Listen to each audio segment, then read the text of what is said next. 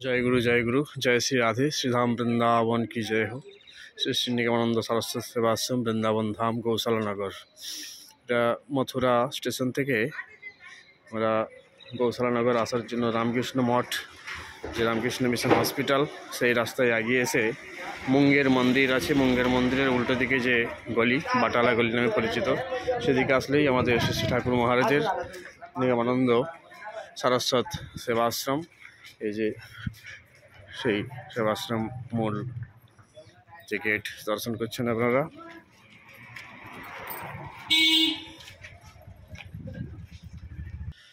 এটার ভিতরে প্রবেশ করলাম। এদিকে দেখছেন সুন্দর, চারিদিকে নেট লাগানো আছে। এখানে বানরের উৎপাতের জন্য কিছু ফুলের গাছ, তুলসী ইত্যাদি সব লাগানো আছে ঠাকুরের সেবার জন্য।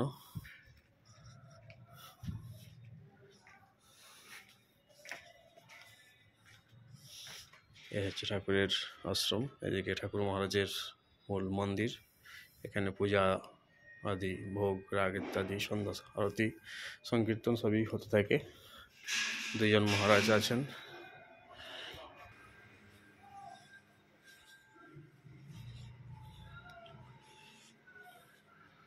কিছু বইটাই সব আছে ঠাকুরে।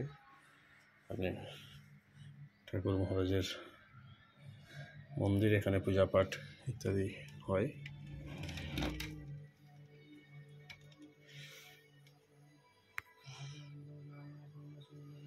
জয় গুরু।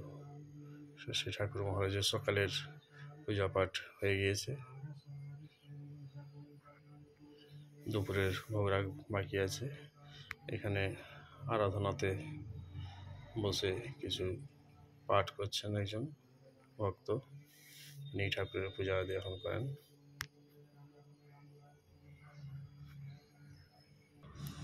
শ্রী শ্রী ঠাকুর মহারাজের খট্টুয়াঙ্গ শয়ন দেওয়া হয়। এখানে ভক্ত সাধু সন্ত কেউ আসলে এখানে থাকার নিবাস স্থান।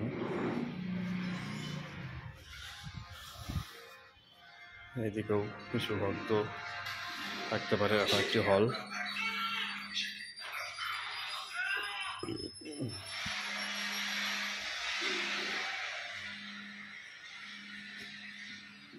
এখানে অধ্যক্ষ মহারাজ বর্তমানে থাকেন। উনি শয়ন করে আছেন, বিশ্রাম নিচ্ছেন। বয়স হয়েছে ওনার। জয় গুরু।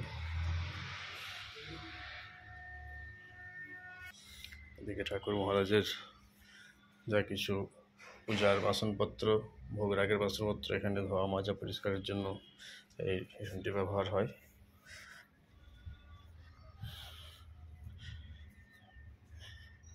এদিকেও সব ঘেরা আছে বানরের জন্য, বিল্ল বৃক্ষ, তুলসী, বৃন্দা দেবী। এদিকেও পায়খানা আশ্রম কিছু। ছোট্টর মধ্যে সুন্দর আশ্রমটি ঠাকুর মহারাজের। অন্য জায়গার মতো বৃহৎ বড় না হলেও সব কিছুই আছে। এদিকে মহারাজ ঠাকুরের ভোগ রাগ ইত্যাদি করছেন। পরিষ্কার পরিচ্ছন্ন করছেন। বাসনপত্র মাজা ধোয়া থেকে রান্না বান্না সব মহারাজ করে থাকেন।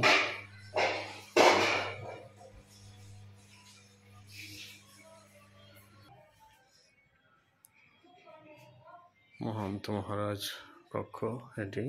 এদিকেও একটি রুম, এদিকেও একটি রুম। আর এই যে মহারাজ থাকেন এটিতে। জয় গুরু জয় গুরু জয় গুরু হরিশরণম। জয় গুরু।